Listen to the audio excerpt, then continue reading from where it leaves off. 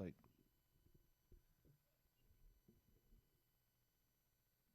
I was gonna say I heard myself on your end, and I saw the notification come across, so that's a good sign.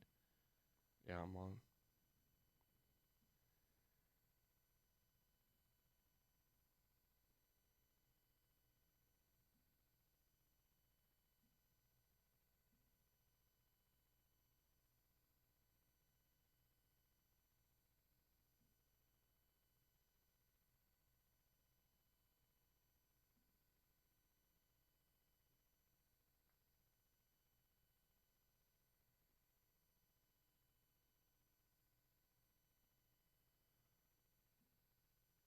If you are joining us, good morning. Hey Thomas, good morning.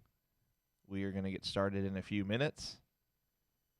Thanks for tuning in. Thanks for hanging out with us. If you haven't seen our post in the Going Broadway podcast page, this is going to be a Ask the Host kind of show. So feel free to post any questions you might have for us. Could be wrestling related. It could not be. If it's too personal, we will not be answering those types of questions. But yeah, just feel free to ask us anything you want. This is kind of going to be a more open forum. Excuse me, open forum kind of show. Isn't much to recap in the world of wrestling, so we are going to have a more fun, free-flowing kind of show. Again, if you're just tuning in, thanks for hanging out with us this morning. We're going to get started in about 3 or 4 minutes. We usually like to go live a few minutes before we officially begin the show.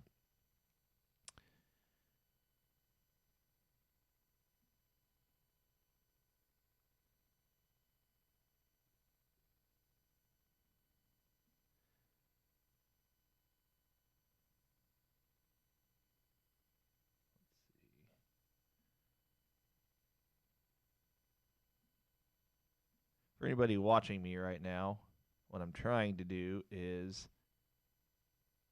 edit our video so whenever you guys go to look at it, it doesn't have all the extra where it says like restream with or streaming with restream.io or all that stuff, but I don't know if I can actually edit that while we're live. I might have to go back and do that later.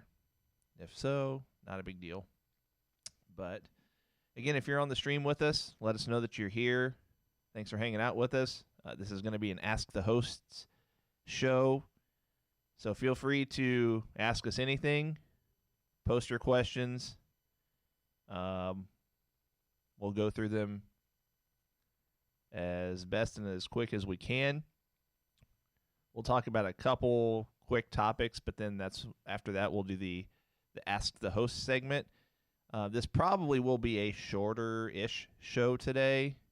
But, a lot of our last few shows have been going hour and a half, hour and 45. This will probably be closer to an hour. So, again, if you're just joining, thanks for hanging out with us. This is going to be an Ask the Host show. So post your questions. Ask me and or Cole anything you want, wrestling-related or not. If it's too personal, we probably won't answer those questions. But what else was I going to say? Oh, let's keep the questions clean. Again, like I said, this is a family-friendly podcast, so to speak.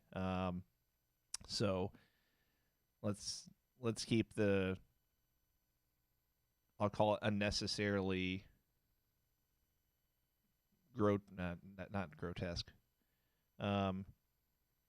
Racy comments to I don't even want to say at minimum. Let's just not go there. So again, we're going to get started in about another minute. Thanks for hanging out with us. Thanks for tuning in. Again, this is an Ask the Host show. Post your questions. Ask us anything. We will get started shortly.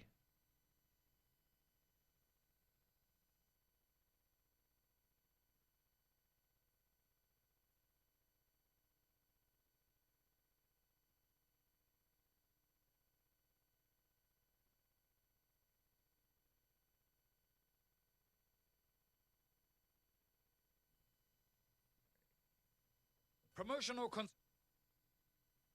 Just kidding.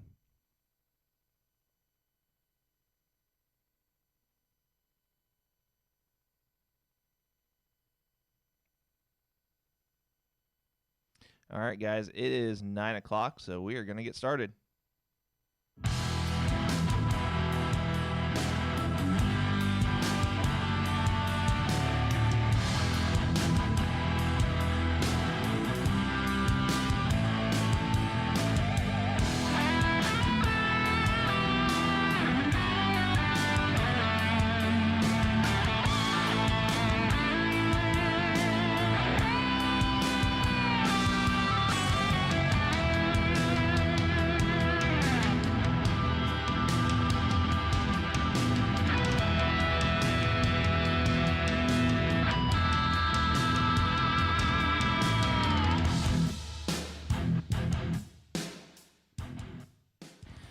Leave it to me to start a Monday morning show in a clumsy way. So as I was tweaking volumes and stuff over here on the soundboard, we have a what's the word? Sorry guys, it's Monday. I can't think of the words I'm trying to say. The little sound bites buttons or whatever, they're super touchy, and even if you literally just touch them, it sets off the sound bite. So that's all right. Welcome, happy Monday. This is Going Broadway podcast. We're on episode number 19. Oh my goodness. I am Alex. To my immediate left is Cole. What is going on? What is up, guys? Another great Monday of being out of the house. Yeah, right. It's funny. I had to get a couple of necessities, I'll call it, at our Walmart yesterday, and I was talking to one of their customer service associates because I had to return a few things, and she was just telling me how stir crazy they are, and I told her, it's like, well, yeah, I bet, but could be worse. You know, A, you're working, and two, you know, you're in Walmart. That's a pretty big building. It's a little harder to be stir crazy in a Walmart, but I mean, it is what it is. So, hope everyone's doing well in your part of the country or your part of the world. I don't know if we have any worldwide listeners. If we do, thanks for listening to us. We've had a couple of nice weather days here in the southwestern part of Illinois. Like I mentioned, we were about 20 minutes outside of St. Louis. Had a couple nice days, and my family and I have spent a good bit of the last couple days over the weekend outside, and this is easily the earliest point in the year where I've gotten a sunburn. So my neck is a little red, but that's all right. So again, like I've said, this is going to be an Ask the Hosts kind of show. William, good morning. Feel free to ask us anything, wrestling related or not. I did say before we officially started the show, if it's, you know, please don't ask too personal of questions, but it doesn't necessarily have to be wrestling related. So feel free to ask us anything. We're going to just dive right into a couple of quick wrestling headlines, so to speak, and then once we've concluded that, we will get into the Ask the Hosts part of the show. So again, post your questions, ask us anything, and we'll get to that later in the show. We do have some cool announcements as well, or at least I do. Cole doesn't know anything about it because I forgot to tell him. No, but it just pertains to our show, the social media presence of our show, our giveaways, and things like that. But we'll get to that later in the show, so stick around for those announcements. But for now, let's talk about a few quick wrestling-related headlines. So over the weekend, there's a lot of updates and such regarding the WrestleMania card, people pulling out of the card, being held from the card due to illness and whatnot. It wasn't very specific, but I just want to run down the updates to the card that at least as we know them. So if you haven't heard by now, Roman Reigns will not be working, or I should say hasn't worked WrestleMania, did not work WrestleMania because it's already been recorded. But when we watch it, it'll be Goldberg and Braun Strowman. And I was thinking about the scenarios about how they could pull off this match. Because obviously on SmackDown this past Friday, it was still, advertised as Goldberg and Reigns. And I read that they recorded a segment or vignette or whatever that's going to replace Braun in the match, storylines, whatever.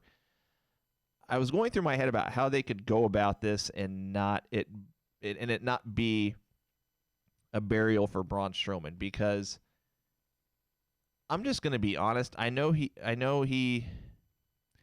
So he just lost the Intercontinental title to Sami Zayn. Sort of. I mean, he did, but it was... Anyway, we've discussed that on the previous show. He almost needs to win the title, or he's just done in WWE, in my opinion. What are your thoughts on that? I think you got to get the belt off Goldberg, period. And I think... Agreed. I think, not because I'm not a Goldberg hater. I feel like the past couple shows I've come across as a Goldberg hater. I'm not a Goldberg hater. I just hate that the belt's on him, because it can't last that long with him. It just can't. He can't put on matches that are worthwhile. And SmackDown and Raw both can't afford to have guys. Now, obviously, Brock's going to drop the belt at Mania, I believe. Probably. I mean, at this point, WWE could just pull swerves because they can. But you can't have two part-time champions on both shows. You just can't. And honestly, you shouldn't have it on either show, in my opinion. But I think that this is actually the perfect swerve for WrestleMania, to pull Reigns to pull out of the match and then have Braun come in. The perfect swerve could be is that Goldberg didn't prepare for Braun Strowman. He prepared for Roman Reigns. Right. And even though his gimmick's like, who's next? I don't care who it is. Like, I'll run through anybody. Like, the gimmick is still, you didn't prepare for Braun Strowman, you prepared for Roman Reigns. Mm-hmm. And so I like it. I think I agree with William. I think he could be the temp champ. I don't know if I would have him lose it to Roman Reigns when Roman Reigns is healthy. I think you'd almost want a heel to come in and take it off him. I don't think you want to turn Braun Strowman heel either. See, my thought is, even if you make Braun temporary champion, like, what does temporary look like without it even still feeling like a burial? Because he held the IC belt for what, a month? I'm thinking 2 to 3 months. I'm thinking if he holds it for 2 to 3 months, I'll consider that a solid reign. To me, that's why I'm saying, like, you could have him come in, after Mania, really after this stuff is kind of over with. Just let him hold the belt, because he's one of the guys who's willing to work, it looks like, during all this. Mm-hmm. So let him hold the belt. Let him do that. Honestly, a heel turn might not be bad for him. Now that I think about it. Well, and here's the direction I was going with that. I think you need to turn him heel if he's going to win the belt. Here's why. So this is kind of a piggyback story. I don't know if anyone else saw this. So Braun Strowman made some very derogatory comments regarding indie wrestlers, and some posting GoFundMe campaigns because they're out of work right now. I don't blame them at all for that, but Braun Strowman had a problem with it, saying something along the lines of basically wrestlers having a pity party. Actually, I might see if I can pull up this story real quick, because I know I had it handy, but basically he just made some really unnecessary comments, in my opinion, that, okay, I'll tell you what, I'll just pull this up real quick. So he was critical of indie wrestlers because they were using GoFundMe and Patreon and whatever just to make up for the income that they're losing not being able to wrestle on the indies. And Jim Cornette, who is obviously very outspoken, but this is the one time I actually agree with Cornette. So he just says, when you have somebody of that size and that strength, then they attract the attention of the WWE, who pays you to go to school, and he's one of those guys that, that they've done that with. That's why I used to get on the guys that had contracts and OVW, which is Ohio Valley Wrestling, used to be a training territory or whatever you want to call it for WWE. You got to work harder. You're being paid to go to school. He was paid to train. They trained him, and now he makes guaranteed money whether he wrestles or not because he's with the biggest company. This guy probably wouldn't survive 15 seconds in the actual wrestling business and probably wouldn't want to, and nobody would probably want him to. I'm sure that Braun Strowman has worked harder at wrestling than he has at anything in his life, and guess what? You used to... This is whoever wrote this article made some typos. Guess what? Used to, you would have to work that hard and make absolutely no money at it until you get good at it, and somebody noticed you, and then maybe you get a spot. So you should be down on your knees every day thanking Vince McMahon that they paid you to train. So basically, what Jim Cornette is saying is Braun Strowman did not have to necessarily pay his dues like a lot of other guys, and which is very true. I mean, Braun Strowman came out of the weightlifting, powerlifting world straight into wrestling, and they paid him to train. They paid him to learn the craft of wrestling. And so I think if you can kind of tie that storyline or that, just that, I guess storyline is what I'll call it. If you kind of tie that into him winning the belt and kind of build off that heelish persona that we know he can have, because if you go on social media, there was a lot of backlash from fans from that post. I almost think you could play off that, turn him heel, have him run with the belt, beat Goldberg, and then if you're WWE and you still want to put the belt on Reigns at SummerSlam or whenever, do it. The problem is you'd have to have him delete his apology.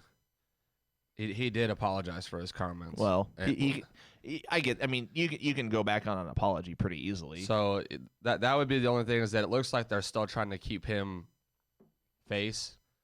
But ultimately, I think he's got to win. I definitely could see them going the safe route and just keeping it on Goldberg, but I think that's bad for business. I think Goldberg's going to get the boos no matter who he's against. They don't like that he was put over on The Fiend. And so I think you got to get it off of him as quick as possible. I just think that in any way, shape, or form, and if you're watching us, let me know if you agree, disagree. I just think at this point, if you don't take it off Goldberg, you also have to look at it in the sense, well, if you're not taking it off Goldberg, you're not putting it on Strowman. And if you're not putting it on Strowman, I mean, you can just look at it in any scenario. Let's say Strowman wins via countout or disqualification. Big deal. Like, you're really going to... That's bad business for WWE, because even though you don't have a crowd, even though it's going to be at their Performance Center or Full Sail University, wherever, I get that it's a small venue, but it's still WrestleMania. It is still your main card of the year. You don't end a title match on a DQ or a disqualification. At least, in my opinion, at least in the world of wrestling now, you don't do it that way, because fans expect a finality result, if that's the right word, in a title match at WrestleMania. At least a main title match. I'm talking about the WWE title and the Universal title. They expect a concrete result. They don't want a DQ. They don't want a disqualification. So I don't think that they're going to end it that way. If they do, that's stupid. That's idiotic in my opinion. But then if you go the route of, okay, that means that the match would have to end via a pinfall or a submission. If Strowman loses in either one of those ways, I don't care how long the match goes, you're burying Strowman. I'd also say this. So this WrestleMania in particular has to have several swerves. I mean, and it has to keep you on your toes because of the fact that there's no crowd, because of the fact that it is their biggest pay-per-view, and so far it feels watered down to begin with. You have to keep the fan, and you're wanting people to tune in on night two. Since you're splitting it up into two nights, it is one of those things where you have to keep people on their toes. And I think Strowman beating Goldberg would be that match. And honestly, if you're going to turn him heel, let him win dirty. Let it be a dirty win. Let it be a heelish win. You know, you don't have to necessarily sacrifice Goldberg's reputation as well to put Strowman over if that's the concern. You don't have to necessarily put his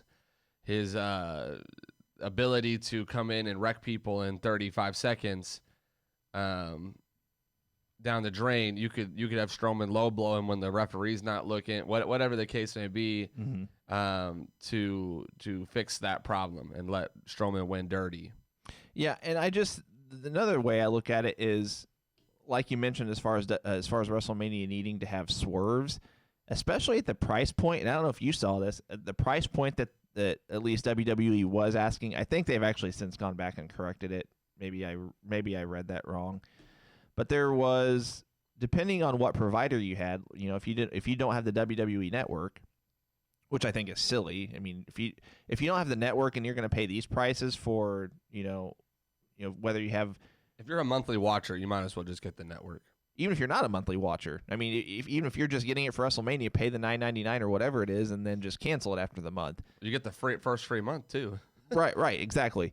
But depending on what provider you might have, whether it's DirecTV, Verizon, Fios, or whatever it's called, Dish Network, a lot of them were advertising different prices, and it was per night. So Verizon initially had the price for both nights at $59.99, which was total for the 2 nights. But then they've since changed it to $29.99 per night. Comcast had it priced for $39.95 for the first night, and then for night 2, $59.95. So that's $100 for WrestleMania initially. Now, they've changed it to $34.95 per night, which is a little better.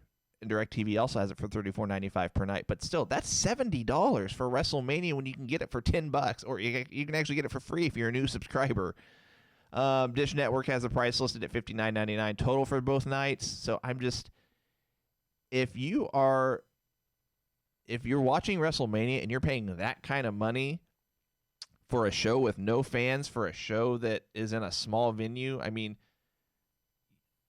the equivalent of and this means nothing to you guys that, you know, none of you have been to our office space, but the size of our office space total, like not just the studio, but this entire building, is probably about the same size as a Full Sail venue or a Performance Center venue. At least the crowd venue part of it. So if you're paying that kind of money for an event with no fans,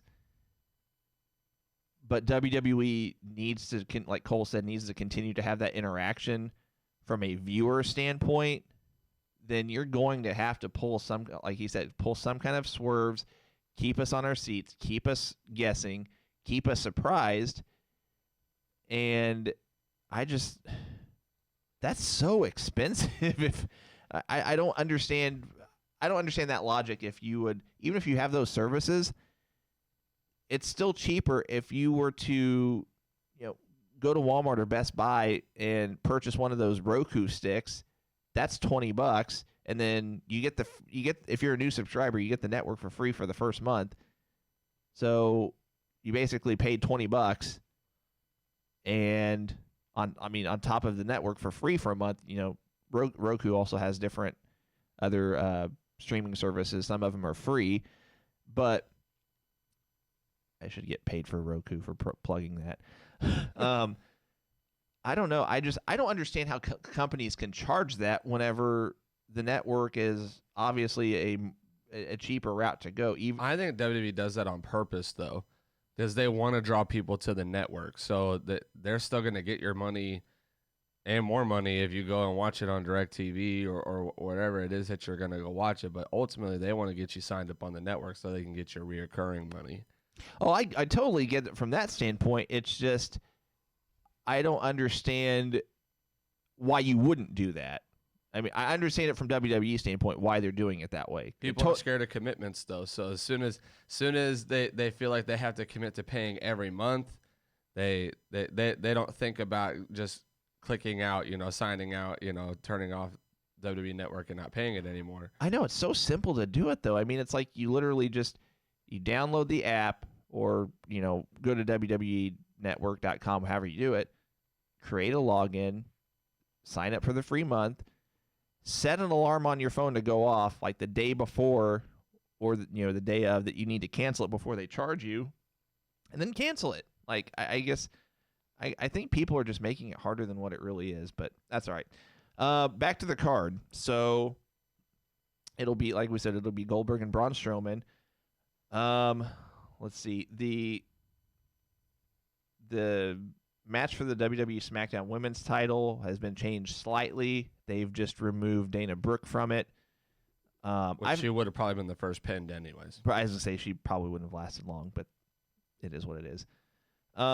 Something interesting. So the Undertaker and AJ Styles match is, no change there. It's a boneyard match, but they purposely didn't call it anything related to like a buried alive match or a cemetery match or whatever because of the coronavirus circumstances, which I can understand that. I just wish that whenever they initially advertised it as a boneyard match, that they would have initially said, "Hey, this is a boneyard match. This is what it means." And so it's like a casket match. Right. Let's see. Running down the rest of the card. Okay, so they're still advertising the triple threat ladder match for the WWE SmackDown titles: Miz and Morrison against New Day against Usos. I've read that somehow they're going to run an angle to where this no longer is a triple threat ladder match, but it's just going to be a singles match between Morrison and one of the Usos. And I don't even know if the tag belts are going to be on the line. That one's going to be interesting to see. I don't know how they're going to make sense of that. You don't think Kofi is going to be in there too? I don't know. They just said it was going to be a singles match. So I was reading up on it last night, and they're still pushing it like on WWE's side. They're still pushing it as a triple threat tag match. Obviously, they haven't made any official announcements on who's not doing what. Right. But I read Miz went home with a fever, and that they are undecided on what. Obviously, they've had to have made a decision because they went and recorded. So it sounded like they hadn't made a clear-cut decision on what they wanted to do. I wonder if they filmed a couple of different ones and are still trying to decide what's going to be the best angle to go with to put on Mania. Mm-hmm. If Kofi's willing to work that and you're going to do a singles match between the three teams, I would say John Morrison, one of the Usos, and Kofi Kingston, and I think that would actually be a really good match. And maybe it's for the tag titles with single star. Each person has a team that's representing their team. That's a way that you could spin it. Even if it's just Uso versus John Morrison, you could still spin it that way, and just let it be each person representing their team, putting the belts on the line. Yeah. And by the way, guys, we'll do our predictions for this upcoming Thursday's show. Hopefully the card's more solidified by then to where we know.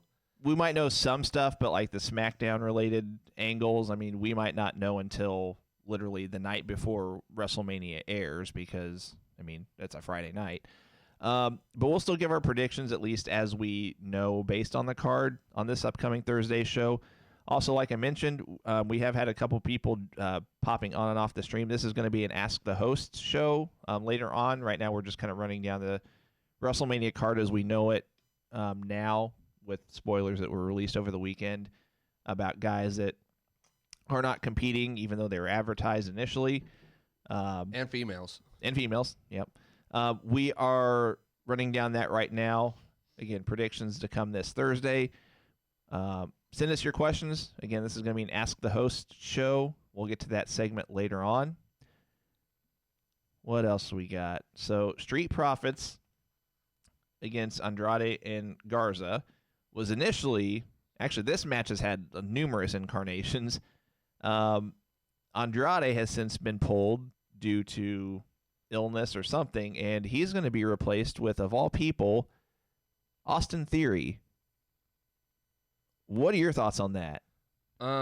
Especially due to, if it's true, I haven't. Right. I haven't seen Andrade is one of the few that I've heard, but I haven't seen any like official report that says he was pulled yet. Mm-hmm. So like versus other people like Miz, I've definitely seen official reports that he went home. Miz, we've seen. Roman Reigns I saw, and I heard that he's gonna be out for a while. Actually, like it's not like he's just sitting out Mania. He might wait until like SummerSlam to come back. Yeah, Roman Reigns is probably home until this coronavirus stuff passes, which I don't fault him for that. I mean, anybody. No, and I think they were clear that we're not going to force you to work or hold it against you if you don't work. Mm-hmm. Pertaining to your question, if in fact Andrade's not wrestling, that tells you how many superstars can't wrestle right now, mm-hmm. or won't wrestle right now.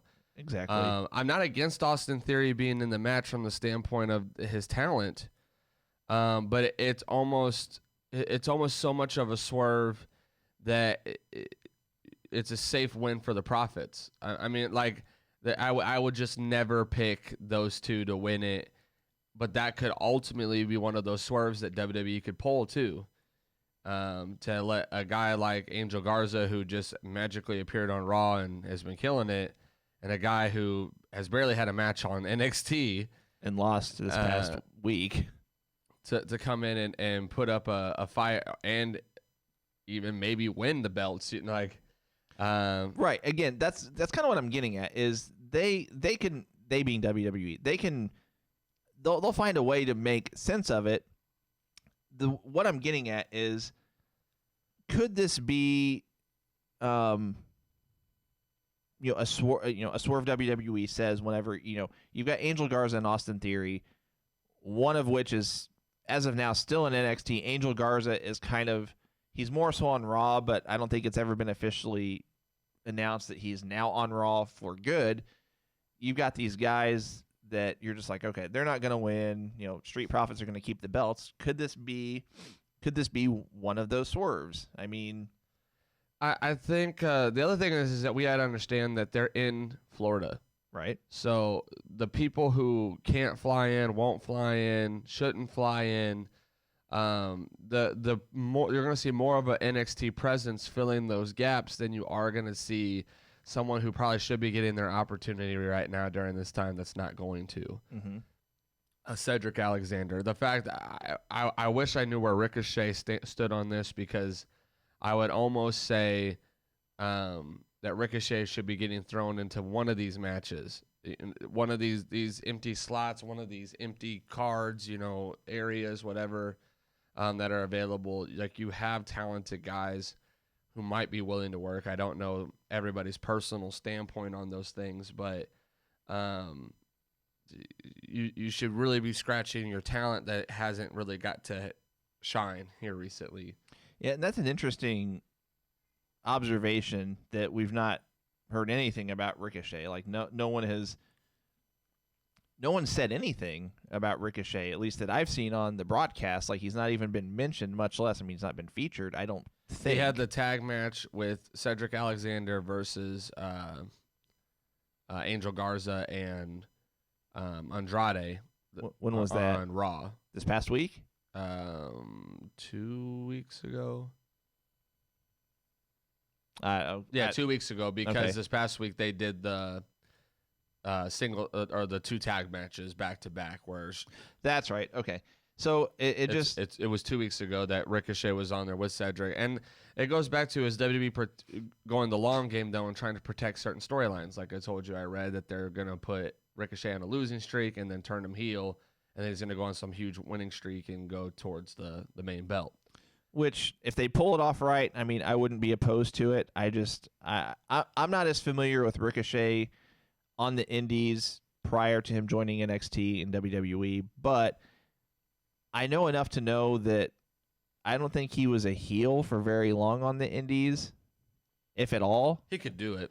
He can pull it off. He could. He at least has the appearance. He has the look to be able to do it. So that'd be interesting to see. Running down the rest of the card, let's see. I think everything else is pretty much a for sure thing. Asuka's like a rumored too right now. Asuka and Cesaro were rumored, but then they backtracked on it and said that there was no substantial evidence to say either one of them were pulled. That was just a rumor that I guess it was actually confirmed that it wasn't true. But that's yet to be seen because they've not advertised any kind of a women's tag title match yet. So they still have just been playing it like there's a potential. They've been teasing it, but they've not advertised it yet. So let's see. Sami Zayn, Daniel Bryan, Edge, and Orton. Was the Daniel Bryan rumor wrong too? So I keep reading a Daniel Bryan rumor that he was pulled from the card as well. I've not seen that one. I'm not sure if that's true. I was reading that last night, as that he was one of the potential on the list, that there's no confirmed idea that he's not on the card. Obviously, I think you could go Drew Gulak at this point, and it wouldn't really matter. I still think you need to put Bryan and Gulak in the tag title picture, especially if that's coming. If he doesn't win the Intercontinental title, I think you need to pair them up. It's a fresh team. Especially if, if Daniel Bryan is, we talked about this either on our last show or the show prior, that Daniel Bryan he's probably on his way out of WWE once his current contract is up. He even said he doesn't see himself as a full-time performer. And I mean, understandably so, as many concussions and injuries as he's had.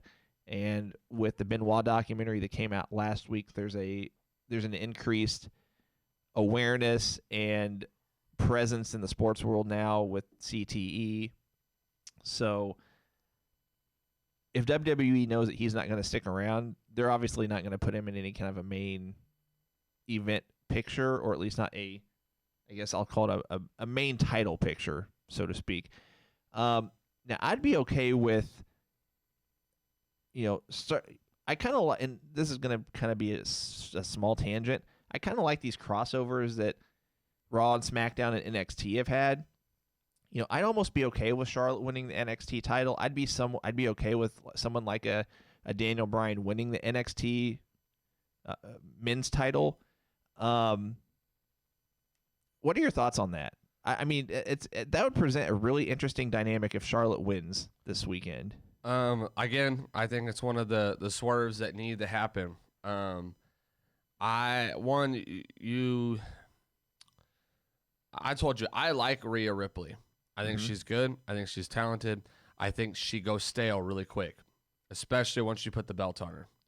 I think we saw that with the NXT UK Women's Championship reign that she had, and now I think you're seeing the same thing with the NXT Women's Championship. Is that NXT crowd? You got to understand, for those listening, if you don't watch NXT consistently, the NXT crowd is always going to be more hype, more into it, and more apt to get behind people and stay behind people for longer than what they should. So people are still chanting her, but the second she goes to Raw or SmackDown or whatever, she's hot right now because she's not on those shows. But I've just noticed with her specifically that her gimmick seems to get stale really quick in each and every storyline that she does. That her storylines can't last very long. Well, and what's sad is that I feel like whenever you have an NXT competitor that goes to Raw or SmackDown, there's that initial, this is awesome. Like, I love this guy being here. Perfect example. Bobby Roode, actually multiple examples. Aleister Black he's still popular. They're slow building him. Yeah, they're getting there with him. I would say Finn Balor. Finn Balor, perfect example. Samoa Joe. Samoa Joe didn't really have a whole lot, period. He just kind of debuted as Triple H's hitman or whatever. His was kind of even Kevin Owens. Kevin Owens has been lackluster compared to what he should have been. Yeah, I think that the problem is NXT is such a raucous crowd, and it's just such a unique atmosphere that it's almost a certainty that you're going to have that high, and then it's just going to slowly come down. I mean, Shinsuke was a perfect example. Pretty much anybody that debuted on Raw or SmackDown coming from NXT, it's been that there was a certain NXT era that killed it, right? Like Reigns, Seth Rollins, some of these guys who came in when NXT really started to boom, and then they made their Raw debut, their SmackDown debut, their WWE debut. They like killed it and they took off and everything was good there. Mm-hmm. And then it was like some of these guys who should have been bigger, guys like Samoa Joe, Kevin Owens, Finn Balor, guys that were killing it on the indie scene. People knew who they were. People still support them to this day and go nuts for them when they come out. They just don't. Even Drew McIntyre has struggled to get that push. Paul Heyman had to come in and say, I want this guy pushed. Mm-hmm. So again, going back to the initial topic, I think Charlotte Flair has to win that match. I agree. I don't even think it's a question. Rhea's young. For those who don't know, she's like 23, 24. She's not like she's anywhere close to retiring. She has all the time in the world to go have a Charlotte Flair career. This isn't like her one run and then she's done. Yeah, Rhea Ripley is 23. Yeah, so like she has plenty of time. It wouldn't shock me if that's the youngest women's NXT champion. Charlotte Flair is 33. I thought she was older than that. So I think you need to capitalize on Charlotte Flair's fame, on Charlotte Flair's ability as well in the ring. Put the belt on her. I've told you this before. Put her in NXT. Let her go to NXT and run the gauntlet with the women's division there. The matches that we could have versus Bianca Belair versus Io Shirai. Even some of the lesser knowns like Mia Yim and Dakota Kai, Tegan Nox. There are so many talented, not as known women's wrestlers there right now. Probably more than what was there when Charlotte was in NXT. Right, it's exactly what I was thinking. And now you can take Charlotte in still her prime, in her ability to still do what she does at her best, and put her against people and get away from her having to feud with Becky all the time. Get her away with having to feud with the same old people she feuded with for the past 10 years. Mm-hmm. Now let's put her in new feuds with Bianca Belair, with Rhea Ripley, Toni Storm. Let's get her on NXT, run the gauntlet, put NXT on the map again, keep building NXT. And this is the time where NXT needs to be built with, competing with AEW on Wednesday nights. She's the perfect addition because AEW has a very lackluster women's division. Right. And I think that there's just an added, there'd be an added intrigue whenever, again, you'd have someone like a Daniel Bryan if you had him win the NXT title, because you got to think you don't have just NXT, you have NXT UK, so you could have like a Daniel Bryan and Walter match. I mean, you could I'm just trying to think of other combinations you could, other guys you could throw into this, like just him versus Johnny Gargano or for sure, Tommaso, guys that he's probably worked with before. You could throw Cesaro into the mix and have dream matches with Cesaro. I mean, the possibilities would be endless if you would just, if you're WWE, just consider that, having that crossover, and I get that, they're brand specific. You've got the brand specific matches, and you have the three different entities, but obviously that hasn't stopped them from. Charlotte's challenging Ripley. I get that she won the Royal Rumble and then she gets to pick the title matches she's in. But you can still have your brands, but still have them cross over every so often. Maybe you have like 2 pay-per-views every year where you have these crossover matches. You have SmackDown and Raw have been in the past when they used to do these. They used to do that a lot. Exactly. You could have a Cesaro challenging for the North American title match against Keith Lee, something like that. Not to mention, and I think we're gonna see some major changes after Mania, because here soon we're gonna see another superstar shakeup. They need to make some changes if this coronavirus stuff is going to be prolonged, which it looks like. I mean, not a surprise, but it looks like it will be, because the social distancing guidelines were extended until April 30th. If you guys didn't see that. So I wouldn't be shocked to see a superstar shakeup coming, to where you might see someone like Cesaro end up on NXT. You got to move some people around and put some people on NXT and then use them. You know, I stress the use them part. Mm-hmm. And at the same time, you got to move some people off NXT and move them onto Raw and SmackDown and put some fresh faces on there, like Adam Cole in the Undisputed Era. Yeah, like I said, in my opinion on our last show, I said I think they've hit their ceiling in NXT, which is good.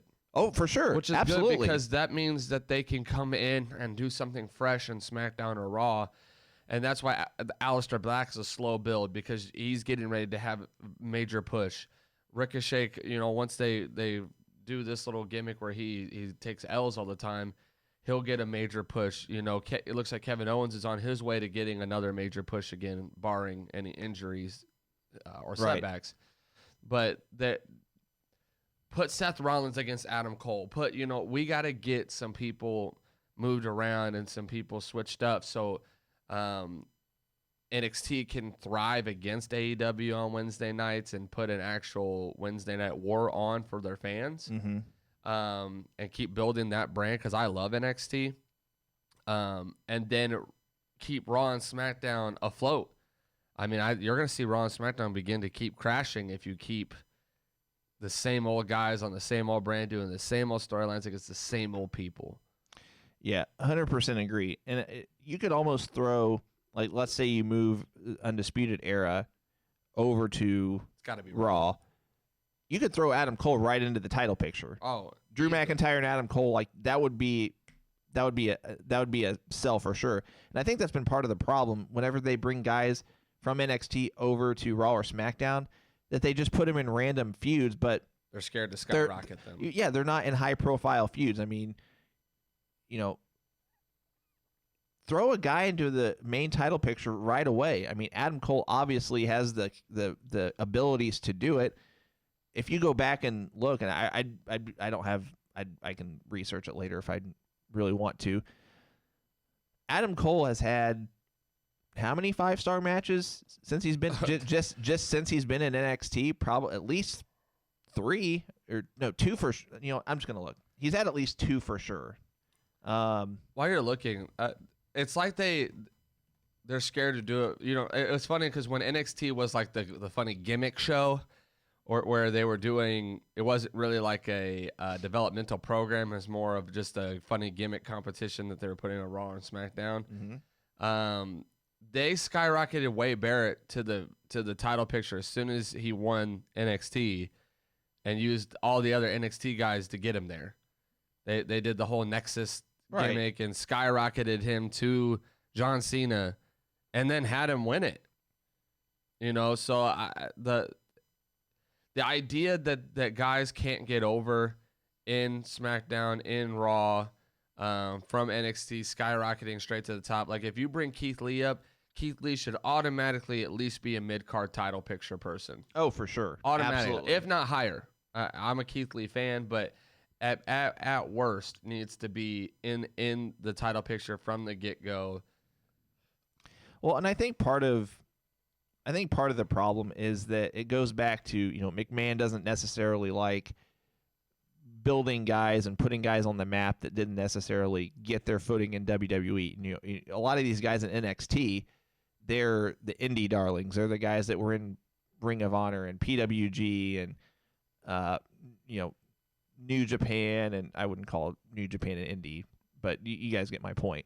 I wouldn't even call Ring of Honor an indie company, but you know, these guys that they paid their dues on the indies, and they, you know, that's when they got their experience and honed their craft and became good in the ring. So just real quick. So Adam Cole's 5-star matches since he joined NXT.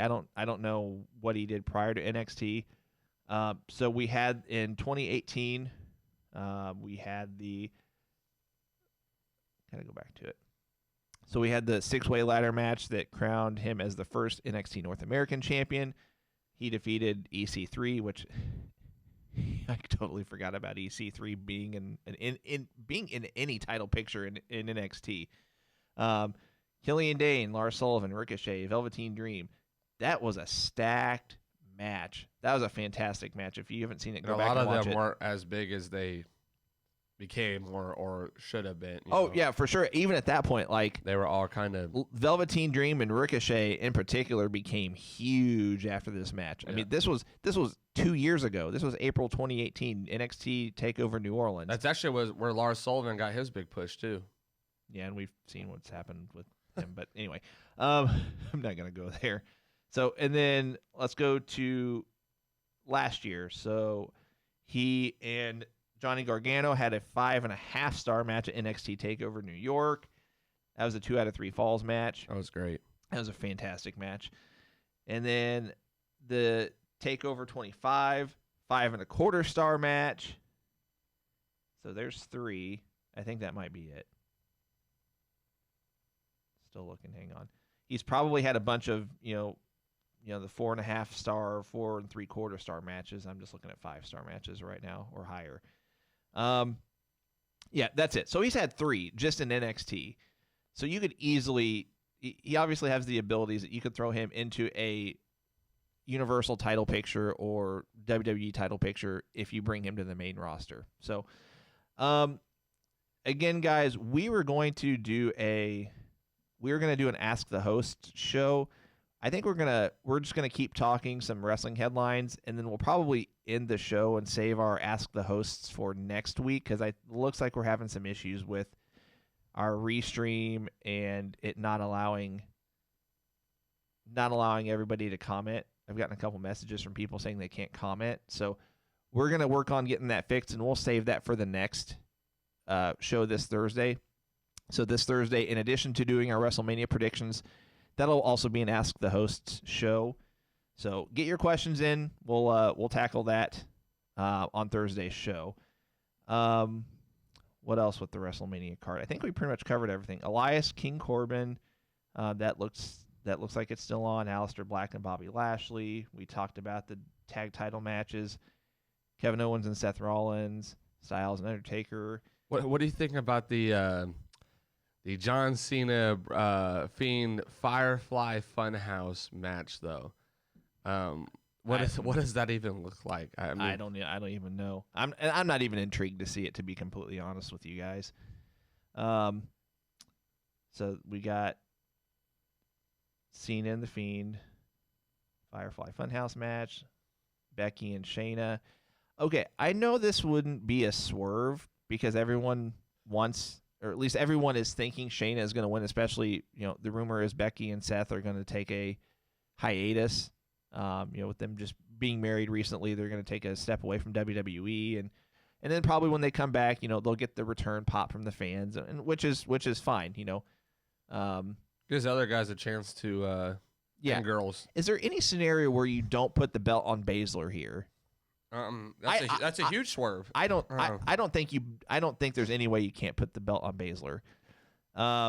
Hey William, so I'll get back to that in a second. So William just joined us. Sorry I'm late. Been a day. Yeah, not a problem, William. So we were just saying that right before you jumped on, we're gonna save our Ask the Hosts segment for our show on Thursday. I've gotten messages from a couple people saying that they're, for whatever reason, not able to comment on our Facebook page and our YouTube page. So it's having to do with our restream platform that we're broadcasting or that we're streaming from. So we're going to save that for Thursday.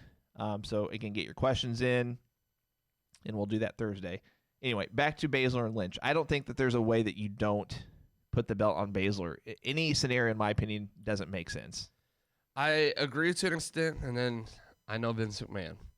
Well, of course. And I said it because we thought we knew Baszler was going to win the Rumble. And then they swerved us because everyone started predicting that Baszler was going to win the Rumble. Hey, Mark. And so I'm kind of at the point now where we have a lot of matches on this card that we feel that I've noticed a lot of fans feel like it almost seems like it's a very predictable card. It feels like a Saudi show card. It feels like a card that I could look at and I could almost tell you every single winner before I watch the match. And so that's why I'm kind of like, I agree that she has to win, but I could see Vince is over the Becky Lynch storyline. He kind of wants Becky Lynch to lose the belt regardless of her wanting to take time off. So I feel like Baszler is kind of a lock to win that match. But I sure hope so. But like I said, this WrestleMania in particular has to have swerves. It has to have there needs to be some surprises for shocks sure. or whatever. And so it wouldn't shock me if somebody came in and interfered in the match that helped Becky win it. And then Becky loses it at the next pay-per-view or on the next Raw even, to just keep people watching Raw on a weekly basis during this hiatus. Which is a good point, because you are going to want to want people to tune in to the night after WrestleMania, because again, even though you're not going to have the crowd, which is, I mean, let's be honest, that's most of the fun in the post-Raw WrestleManias, you are going to want to get fans to tune in the next night. So I'm almost thinking that any kind of surprises, returns, I don't want to call them call-ups, but NXT guys coming to Raw or SmackDown, you're almost going to need to have them appear on the WrestleMania card and kind of tease their appearance the next night on Raw. So, Case in point, is that where you bring Undisputed Era into this? Do they have? They could interrupt the Braun Strowman match. As I say, do you have them make some kind of an impact do you have them, make their appearance during the Lesnar-McIntyre match? Do you have them make their appearance after the match? Let's say McIntyre wins the match. He wins the belt. Do you have them make their debut and have them attack McIntyre after he's won the belt? Think that's where Jinder Mahal will come in. As I read, Jinder Mahal is Drew McIntyre's first heel opponent after he wins the belt. Which would be stupid. That was Drew McIntyre's doing. Drew McIntyre went to Vince on that and said that he wanted Jinder first. That's stupid. You gotta understand, they were in 3MB. Good for them, but Jinder Mahal sucks in the ring. I'm sorry. I'm gonna be a little harsh.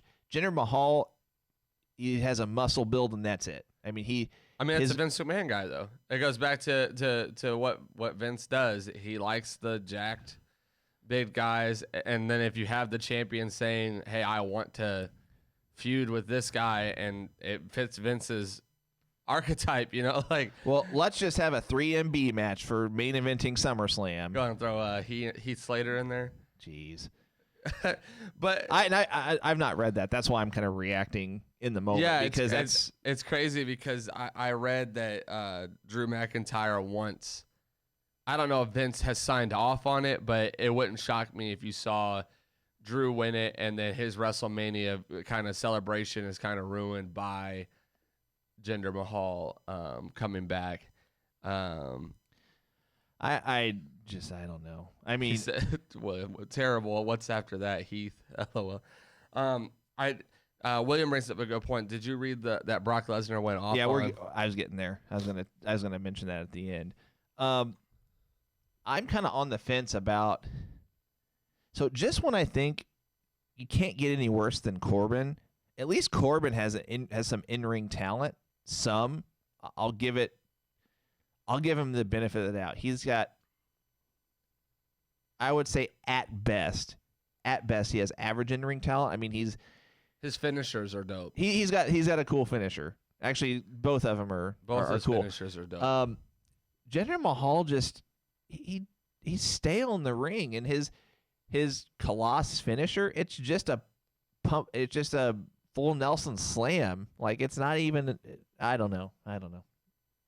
Anyway, but I almost think if you're going to have people tune in the next night on Raw, then you need to have some of these debuts. I hate using the word call-ups, but you know what I mean. Guys coming from NXT, maybe having, even if it's just a face off between Adam Cole and Drew McIntyre, or just whoever, maybe you have one thing I'd love to see, and I don't know how you'd make this work. Maybe you'd somehow do it another time. We need to have a Keith Lee and Brock Lesnar match. Yeah. So the other thing I was thinking of is, Watch NXT the next couple weeks and see, or really this Wednesday night's NXT in particular. But watch NXT over the next couple weeks because they're doing all their takeover matches that were supposed to be on WrestleMania weekend on these next couple weeks, which means that they've already been recorded. And which means they're probably, I would hope, that they're going to be good. Yes. Good matches. But my point is more, let's see if Adam Cole drops the belt. Because if Adam Cole drops the belt to Velveteen Dream on one of those matches, I think it's a clear indication that he's getting ready to get called up. If he drops it to Velveteen Dream, yeah, that's almost a given. If he were to drop it to like Ciampa or something like that, Right. I'd be more like, well, he might be sticking around, but that's what I'm saying. Watch if Keith Lee drops a belt to Dijakovic or to Damian Priest, either or. Watch and see, because I'm telling you. I would say as soon as he drops the belt, regardless of who it's to, Keith Lee is on his way to Raw or SmackDown. That's why I'm thinking just same with any of those matches. Just keep your eye on those because they could play a huge role in who might be getting a call up or a switch up or a change up thrown at them.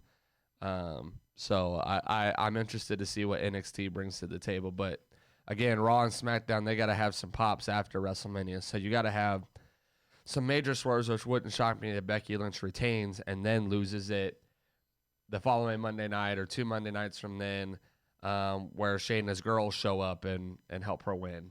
Yeah, and one thing you got to keep in mind too is not only do you need to have that Raw after WrestleMania a must watch as far as tuning in, you're gonna have to get them to keep watching, watching throughout the show. So, like again, to your point.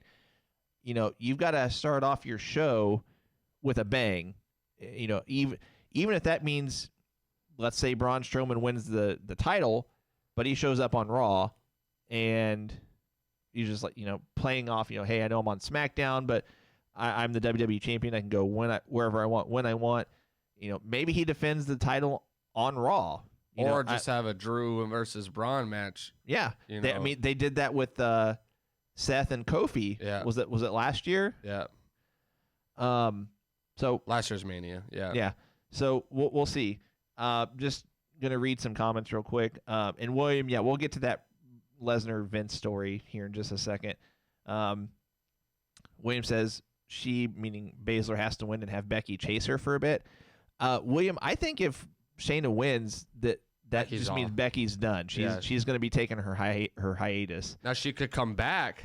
Oh, for sure. When the time's right, and have Shayna just hold the belt until she comes back, and then for sure redo the storyline. And one thing we've all got to remember, somewhere out there, I don't want to say lurking, but we don't know what's happening with Ronda Rousey. I mean, she might play some kind of part in this WrestleMania. We know. Not to mention, there's also other people waiting to return. Oh, for sure. Nia Jax, being one of them, was rumored to actually have been in that 6-pack or 5-pack women's SmackDown challenge. Yeah, and that's another swerve they could pull. They could just say right before the match, we're going to be adding a competitor to whatever match. It could be the women's title match, like you mentioned. It could be any match on this card. It could be, that's actually a good point. With Nia Jax, she could come in against Becky and do that face breaker storyline too, and interrupt the match and disqualify Shayna, or do a disqualification win for Becky by punching Shayna or punching Becky in the face.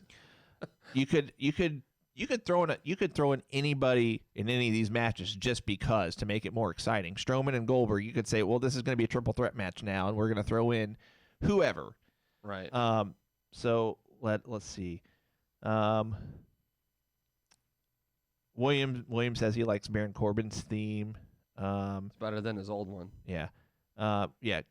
Can't wait till crowds are back. I completely agree, and we've mentioned this on previous shows. Whenever, regardless of the sporting event, the first wrestling live event, the first baseball game, the first hockey game, basketball game, whatever, regardless of your town, wherever you guys live, the first live sporting event in that particular area, you're going to have fans that are going to want to flock to it, and they're going to want to pay any amount of money to get to it, just because by that point, people will be so starved for sports that I think people are going to pay hundreds of dollars for nosebleed seats for just any sporting event. Especially now that, with the social distancing guidelines being extended till April 30th. I hate to say it, not to get off topic. I hate to say it, but I don't know if we're going to have any kind of a summer with sports. This might extend to July or August, which sucks. But anyway, I do want to touch on a couple quick stories, a couple other quick stories, and then I think we're going to call it a show. Again, we're going to do our Ask the Hosts and our WrestleMania predictions on this upcoming Thursday show. Tell you what, before we get to the last couple topics, promotional consideration paid for by the following. I do want to mention that you can always check out our show every week on Apple Podcasts and Google Podcasts, pretty much anywhere you can access your podcasting. All of our shows are archived. There we go. So you can check those out on Facebook or YouTube. So you can see our links on our video below our pictures. We are at goingbroadwaypodcast.com/YouTube, facebook.com/goingbroadwaypodcast, and we're also on Twitter at goingbrdwypod. So give us a like, give us a follow, and I'll tell you why here in just a second, why you should do that. Please also download our free app. It's called Yo Radio. It can be accessed through the App Store or Google Play. Yo Radio is the most advanced, user-driven streaming radio service on the market today. Everything you would expect and more from the most full-featured platforms ever developed. You can listen to an endless genre of music podcasts, including our show via the Lineup channel, sports, news, and more 24 hours a day, 7 days a week. And it's always 100% free to you. Again, that's Yo Radio, available via the App Store, Google Play, or by visiting yoradio.com. You can also check our show out via our web host at lineupmedia.fm. Also, we're going to be doing another belt giveaway soon. I should say sooner than later. We're going to do our belt giveaway either once our Facebook page hits 2,000 likes or our Twitter gets to 1,000 follows, but we're going to make a small change. So if you like our Facebook page or if you follow our Twitter page, even if you do one or the other, you'll be entered to our belt giveaway regardless. I was going to just base it on one or the other, but a lot of people don't have Twitter or Facebook. A lot of people don't have one or the other, so I'm just going to say everyone's going to be entered, and we'll do that giveaway either once we hit, again, 2,000 likes on Facebook or 1,000 likes or 1,000 follows on Twitter. So help us out, share our page, let them know that they can win a free belt. Again, you don't even have to listen to our show. I have no way of knowing. We don't have metrics to track that necessarily. Share our page on your Facebook page, on your Twitter page. Share it in any Facebook groups that you might be in. Help us get the word out. We're also going to be announcing this upcoming Thursday, on this upcoming Thursday's show, we're going to give a little bit more detail as far as the belt giveaway in particular. That's all I'm going to say about it for now, but more detail specifically about the belt giveaway will be given this upcoming Thursday. We are also going to do another t-shirt giveaway once we hit 1,500 likes on our Facebook page. So help us get there as well. Right now, I think we're about at 1,100, and I think we're about at 100 follows on Twitter. So we're kind of neck and neck as far as which will hit first. Okay, a couple other quick stories, and I think we're going to call it a show. So William mentioned that there was a story that basically Brock went off on Vince about, basically because they're still having the WrestleMania card. Brock wanted his match to be recorded right away so he could get back home. Whatever Vince declined, he said that there was, the sequence in which that they recorded. A strict schedule, right. And Brock basically went off on Vince saying, you only care about your money, you're selfish, whatever. If you haven't read that story, I think it just came out late last night or early this morning. I'm not sure which, but I'm not surprised by that. I mean, Brock is very outspoken, and what's Vince going to do? He's not going to fire his, probably top 5 money making talents on the roster. Or pull him from the card. You can't pull him from the card either. So it's. But could you, if you pull him from the card and strip him of the title, because you can? That would be a swerve. Obviously, they're not going to. Any other WrestleMania, I would agree with you. On this particular one, they can't afford to lose more people. I look at it from the exact opposite standpoint. I almost think that because it's what it is, they would just say, all right, screw it. Well, again, not that they're going to do this. We're just kind of talking hypothetically. Because the card is what it is, they would just say, put the title on the line and pick a new person to go against Drew for the vacant belt or something. I don't know. Again, 95% chance they're not going to do that, but we're just having fun. We're just kind of throwing out scenarios. So I did read that this morning. I thought that was interesting, but it's not really going to change anything. Brock can say and do whatever he wants. Vince isn't going to do anything. You would have thought that he would have took a little bit more concern for Brock specifically because Brock lives in Canada. Well, and they made the change specifically for him on last year's WrestleMania. They said, he demanded that he be first on the card to get the match over with, and so he could get back home or wherever he was going, and they did it. So, I don't know. You would have thought, because they're talking about closing borders. Canada's talking about closing their borders and not allowing. So he would be stuck here. He wouldn't be able to go back to his family. Right. If that's the case. So you would have thought he would have been like, okay, let's just knock it out real quick and get it done. That match can't go too long. Brock doesn't put on long matches. So the match couldn't have took too long to shoot. Right. To where they could have flipped it and done those things. And so I like it. I like that Brock spoke up. And if you read the storyline, it also said that the only person that wanted this WrestleMania to happen was Vince. Everybody else was kind of for canceling, but the only person that was for it was Vince, and obviously Vince gets his way. So my question now is, at what point, with as many people that are rumored to have sat out, are sitting out, may have to sit out even closer to the date. We might find out more people are sitting out the day before Mania, that they weren't able to come shoot videos and stuff. So, at what point should it have been canceled now? You know what I mean? At what point, how many superstars does it take that were on their card to not be able to be there for you to say, let's just not do it? It should have just been canceled weeks ago, in my opinion. The moment they knew that they couldn't have a crowd, they should have said, okay, we're gonna postpone this. Again, like I suggested on a previous show, maybe have like a, still call it SummerSlam, but like have that be your big card this year. Like push that as your WrestleMania of this year. Again, I get why they're doing it. They're keeping something for the fans to watch in this time where there's no sports. So I guess I'll give them some credit for that. It's still kind of awkward with not having a crowd. I think AEW pulls off having the no crowd shows better than WWE does, but Agreed. It is what it is. All right, one last story, and then we got to wrap this up. So, guys, be on the lookout for the Road to video on AEW's channel today. That they put out a Road to video every week. So Cody posted on Twitter yesterday that they have a.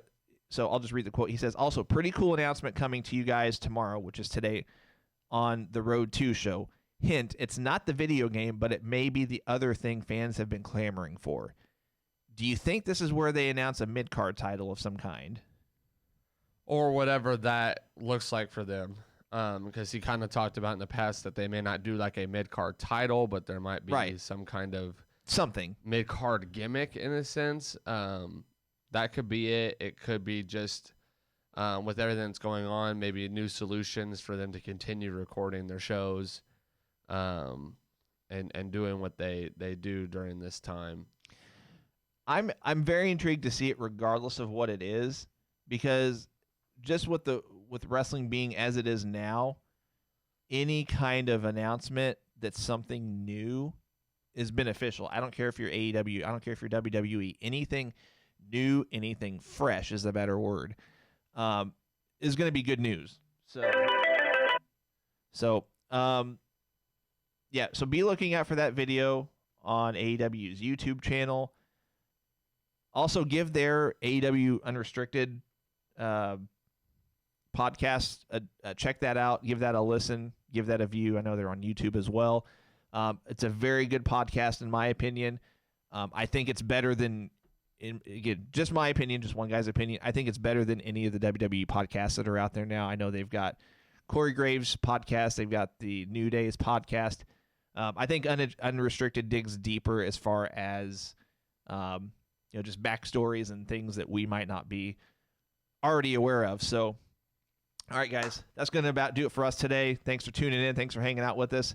We're going to be back this Thursday with, again, we're going to do the Ask the Host segment this Thursday. So get your questions in, private message us, post in our group. And we're also going to do our predictions for WrestleMania and then more info about our belt giveaway. So get us your questions. Also, I'm going to post our Going Broadway podcast Hall of Fame ballot today. So I'm going to use your guys' suggestions. Vote on that ballot, and we'll have the results of that ballot probably on next Monday's show is what we'll do our first monthly induction, so to speak. So, again, thanks for hanging out with us, and we will see you guys on Thursday. And so, goodbye. And good night. Bang!